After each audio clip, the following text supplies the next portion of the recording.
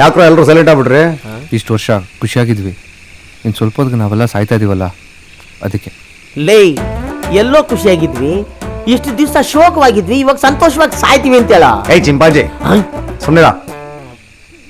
ಇಲ್ಲೊಬ್ಬ ವಾಚ್ಮನ್ ಇರ್ತಾನೆ, ಅವ್ನಿಗೆ ಹೇಳಿರ್ತೀನಿ ನೀವು ಹೋಗ ಅಲ್ಲಿರಿ ಅಂತ ಹೇಳಿದ್ರಲ್ಲ ಬಸಣ್ಣ ಸಾಹೇಬ್ರು, ಯಾರು ಕಾಣ್ತಿಲ್ವೇ? ಯಾರು ನೀವು? ನೋಡ್ರ ಕಾರಂದಿ ತರ ನುಗ್ತಾವನೆ ಅವನೇನ. ಯಾರು ನೀವು? ಒಳಗೆ ಹೇಗೆ ಬಂದ್ರೆ? ಗೇಟ್ ನ ಓಪನ್ ಮಾಡ್ಕೊಂಡು ಬಂದ್ವಿ. ನಿಮಗೆ ಬಸಣ್ಣವ್ರು ಫೋನ್ ಮಾಡಿರಲ್ವಾ 3 ಜನ ಬರ್ತಾರೆ ಅಂತ? ಆ 3 ಜನ ನಾವೇ.